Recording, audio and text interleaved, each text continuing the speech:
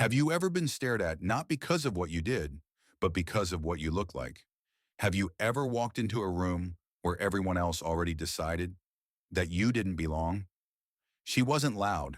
She wasn't dressed to impress. She simply walked to her seat in first class, placed her bag gently under the seat in front of her, and buckled her belt.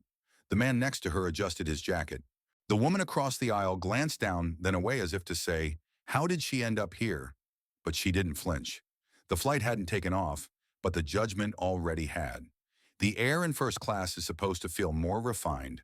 Champagne bubbles, hushed tones, warm towels. But today, it felt heavy, like the space was shrinking around one passenger who didn't look like the others. A black woman in her 40s, calm, composed, alone.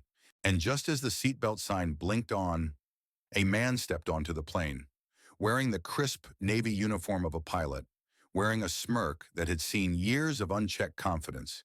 He glanced at her seat, then at her, and said 5 words that would change everything. "Excuse me, miss. You're in the wrong cabin." What happened next? Well, let's just say this flight didn't go the way he expected. Because in the next few minutes, the man who thought he was flying high was about to come crashing down. This isn't just a story about arrogance. It's about judgment, grace, and a woman who taught an entire airline what dignity really looks like. Let me tell you what happened.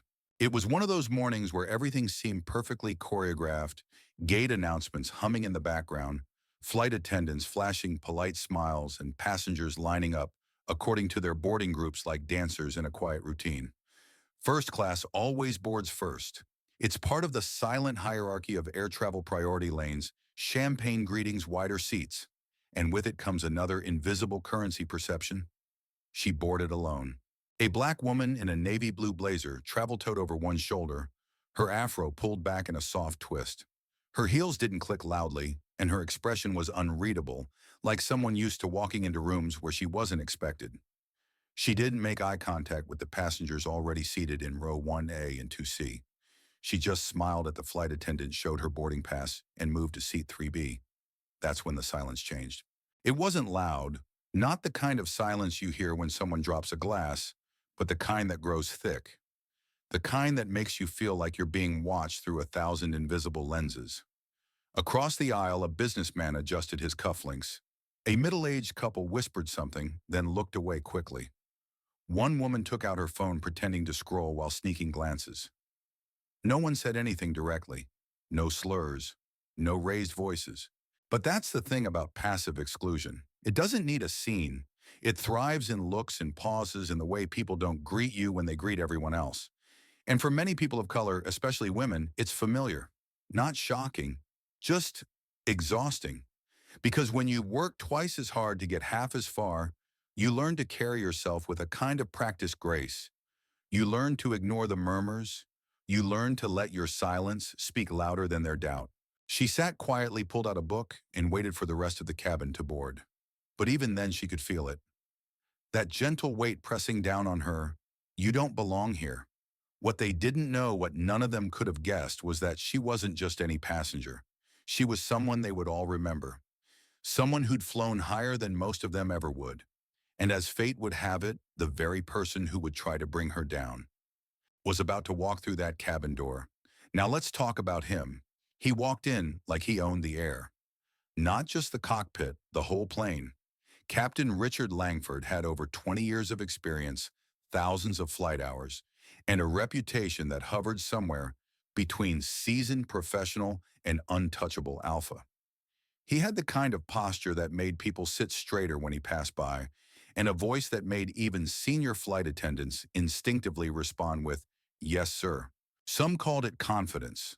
Others, especially those who'd worked under him long enough, knew it was something else. Control, entitlement, a quiet belief that rules applied differently to him. As he stepped into the first-class cabin, nodding stiffly at the crew, his eyes swept across the seats like a general inspecting troops. It was supposed to be a routine walkthrough before takeoff, just a formality. Until he saw her, row 3B. He paused, just slightly. But in that microsecond, everything changed. His brow furrowed, his steps slowed. He turned fully toward her, his lips curling into something between a smirk and disbelief. "Excuse me," he said loud enough for surrounding passengers to hear. "This is the first-class cabin. Are you sure you're in the right seat?" She looked up slowly, surprised but not shaken. "Yes," she replied calmly. "Seat 3B."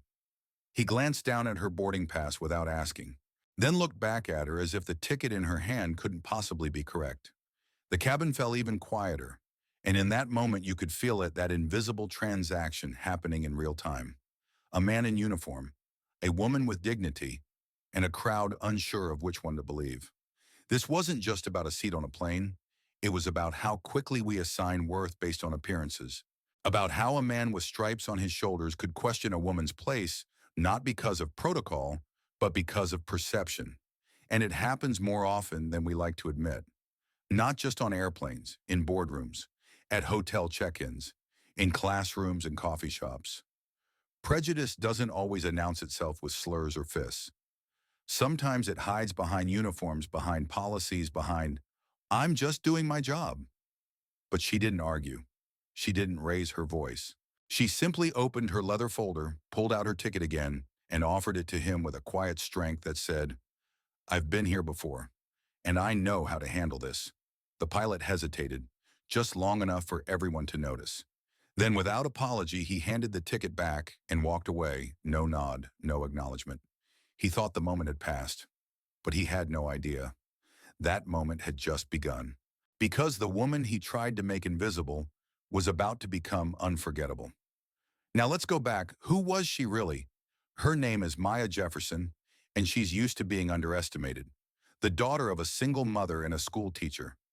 Maya grew up in a modest two-bedroom apartment on the south side of Atlanta. She learned early that silence could be both a shield and a statement, and that the world rarely gave second chances to girls who looked like her. She didn't have legacy connections or private tutors, but what she did have was a quiet, relentless fire.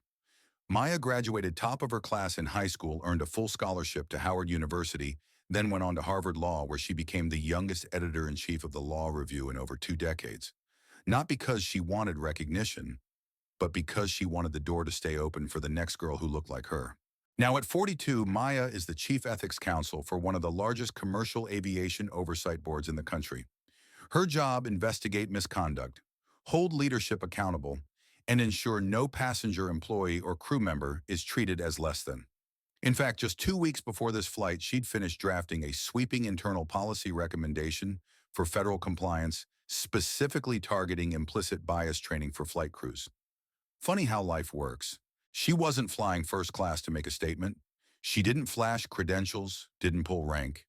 She was simply on her way to speak at a national aviation summit where she was scheduled to lead a panel titled Equity at 30,000 feet Accountability in the Skies. Let that sink in.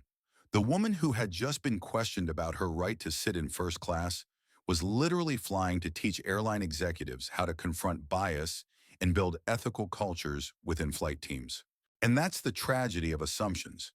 You never know who someone really is, because you never took the time to see them in the first place. Too often we judge based on what we expect, not what we observe.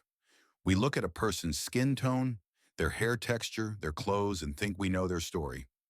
But Maya's presence on that plane wasn't an accident. She had earned every mile, every credential, every ounce of respect that uniformed pilot tried to strip from her in a single glance. And in the way she handled it calmly, without outrage or panic, she reminded us all of something deeper. You don't have to match the room to own your space in it. Now the pilot had miscalculated, and the moment he decided to publicly challenge her seat, he also unknowingly challenged her authority. But that challenge was about to become his undoing. Let's talk about the moment everything began to shift, the misstep that would cost him everything. Captain Langford thought it would end there. A brief moment of mistaken identity brushed off with silence and authority. In his mind, he'd simply enforced order, made sure no one was sneaking into a seat they hadn't paid for. But what he didn't realize was that Maya had taken note, not just of his words, but of his tone. Not just of his doubt, but of how public he made it. Not just of the moment, but of what it represented. Because when someone in a position of power uses that power to diminish another human being without due diligence, it's not just a personal failing. It's a professional liability. And in Maya's line of work, liabilities don't fly under the radar. She had spent years investigating patterns of misconduct, those quiet behaviors that never made headlines but slowly poisoned work environments. The captain who dismissed female flight attendants as too sensitive. The supervisor who joked about passengers who didn't look like they belonged in business class. The gate agent who always found a problem with certain last names. It wasn't always blatant racism. Sometimes it was subtle, systemic, insidious, exactly like what just happened in row 3B. The miscalculation was not just in challenging her presence, but in assuming she wouldn't respond. Because that's the heart of bias. It thrives when it believes there won't be consequences. Langford walked back to the cockpit thinking he'd handled a small issue. But what he actually did was light the first match. Meanwhile, Maya quietly requested to speak with the lead flight attendant. She didn't raise her voice. She didn't demand retribution. She simply said, "For the record, I'd like to log a formal concern about the pilot's conduct before we take off, and I'd prefer that he not address me again for the remainder of the flight." The flight attendant, sensing the weight behind her words, nodded and excused herself. Moments later, a quiet flurry of activity began behind the curtain, separating first class from the galley. And that's where the lesson begins. When you act on assumptions, you gamble with more than your reputation. You gamble with people's dignity. Langford assumed Maya was out of place. He assumed no one would challenge him. He assumed above all that his position protected him. But that's the thing about power, it's only safe when used with care. And when abused, it turns on you faster than you expect. This wasn't about revenge. Maya wasn't interested in that. What she cared about, what she dedicated her career to, was accountability. And as the plane began taxiing toward the runway, she quietly opened her laptop, clicked into a secure document, and began typing "Formal Incident Report, Flight 22 Sven 8, Trier, ATL to SFO, your preliminary notes on conduct violation."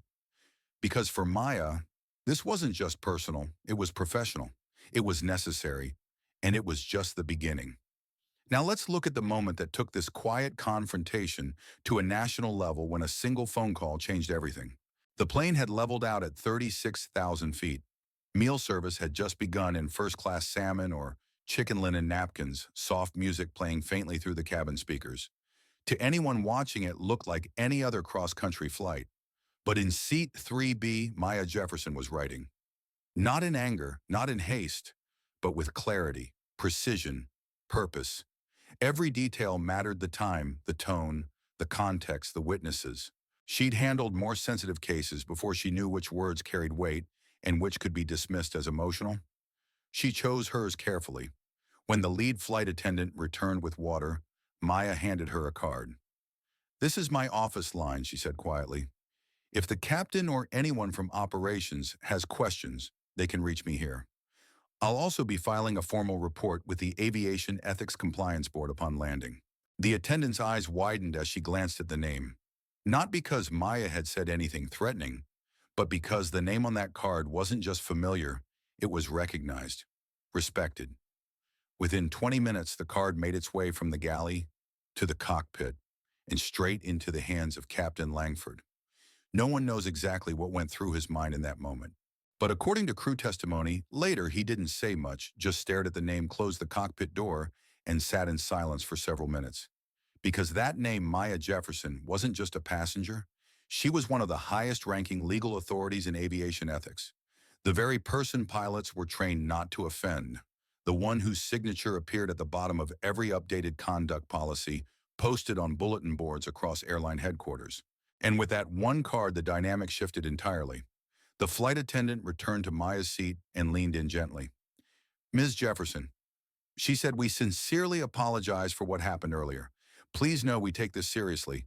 If there's anything you need during the flight, just let me know. No excuses, no scripts. Just a genuine acknowledgement.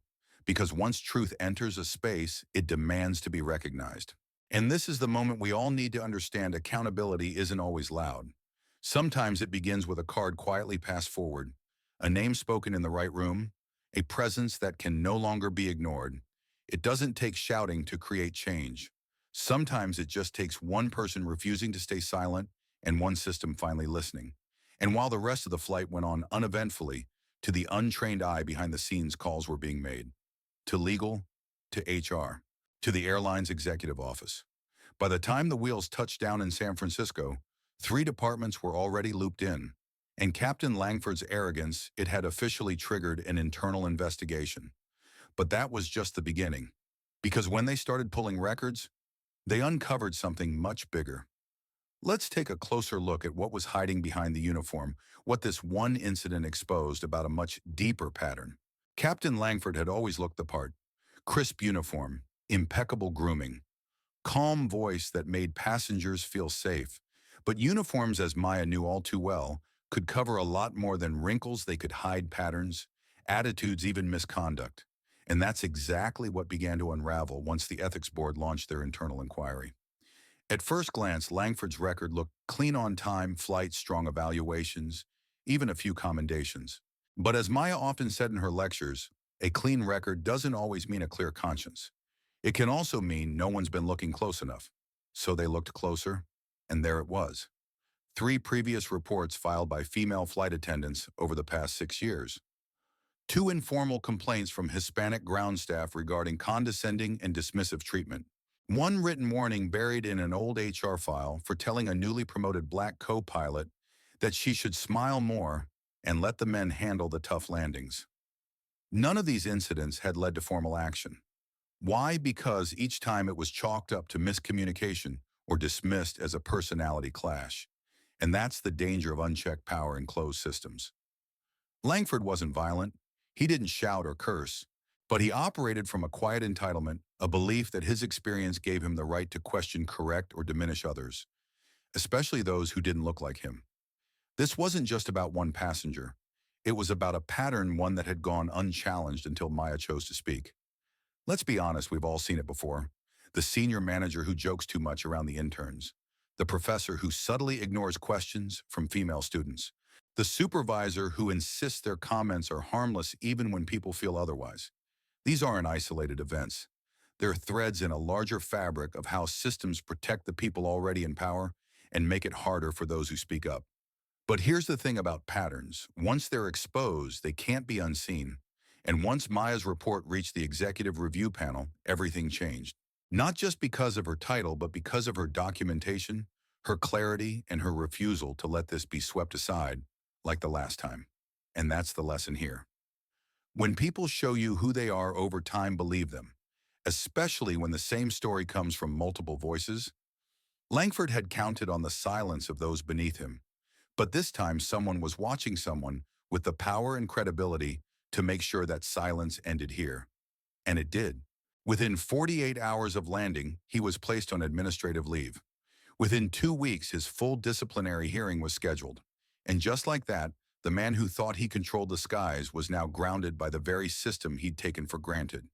But for Maya, it wasn't about bringing someone down. It was about raising the bar. Because true justice isn't about punishment. It's about restoring balance at 36,000 feet and beyond. Now let's talk about what happened next. When justice finally entered the cabin and accountability took center stage, justice doesn't always wear a badge. Sometimes it wears a blazer, carries a calm voice, and types with quiet resolve at cruising altitude. For Maya Jefferson, holding someone accountable wasn't about revenge. It was about responsibility. Not just for the pilot who crossed the line, but for the system that had let him drift over it unchecked for years. Within days of her report being submitted, the airline's internal ethics committee moved into action. And this time they couldn't ignore it, not with Maya's position, not with the clarity of her documentation, and certainly not with the weight of her professional reputation behind it. The evidence wasn't just her word. It was the flight attendant's log. It was the cabin camera footage. It was the earlier complaints re-examined under a new lens. And most telling of all, it was the silence of Captain Langford himself, who offered no defense beyond, "I didn't mean it like that." But intent doesn't erase impact, especially when the impact repeats itself. After a formal review, Langford's license was suspended pending further disciplinary action. The airline released a public statement acknowledging the incident, pledging renewed investment in bias training, and most importantly, taking ownership. That part mattered. Because for so long, companies had responded to moments like this with denial, silence, or vague PR speak. But this time, something different happened. They named the issue. They named the harm. And they named the change that needed to come next. One executive who had once served with Maya on an ethics panel wrote her a private message. You reminded us that accountability isn't just about consequences, it's about clarity, and clarity takes courage.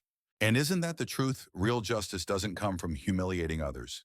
It comes from choosing truth over comfort, from standing up when it's easier to sit down, from asking systems to do better, even when it's inconvenient. That flight ended like any other. Bags were claimed, goodbyes were said, passengers went home. But something had shifted in the air. Flight attendants began asking harder questions in their training sessions. Junior pilots spoke more openly about what they'd witnessed in the past. And Maya, she became more than just a respected figure on paper. She became a story, a name people passed around in meetings and mentorship circles. The woman who stood her ground in first class and taught the entire aviation world a lesson in altitude and ethics. But there was still more to uncover. Because as the media picked up the story and passengers reflected on their own biases, a deeper question lingered. How many people had felt like Maya just without her platform to be heard? That's where we turn next. Let's talk about what bias really looks like, not in theory, but in the subtle, invisible ways it shows up in everyday life. We often think prejudice is loud, obvious, even violent, but most of the time it's quiet. So quiet, in fact, that it hides inside compliments, inside questions, inside moments that seem polite, but aren't. Like when a black woman walks into a business meeting and someone says, "Oh, I didn't expect you to be the boss." Or when an immigrant man speaks perfect English and someone responds, "Wow, you sound so American." Bias doesn't always announce itself with cruelty. Sometimes it wears a smile. That's why Maya's story hits so many nerves. Not because what happened was new, but because it was familiar to too many people. Every day across boardrooms, classrooms, hospitals, airports, we assign value without realizing it. We decide who deserves to be respected and who needs to prove they do, and it happens fast. Psychologists call it implicit bias, snap judgments formed in the first few seconds of seeing someone, based on race, gender, age, dress, accent. Captain Langford likely didn't believe he was racist. He may have even seen himself as fair. But fairness isn't about how we see ourselves. It's about how we treat others, especially when no one's watching, especially when we think we're the authority in the room. And the truth is, we all carry biases. They're shaped by what we've been taught, what we've seen, what we've been told is normal. But here's the good news: bias can be unlearned, but only when we're willing to admit it exists. One passenger on that flight later shared on the social media, "I didn't say anything when the pilot confronted her.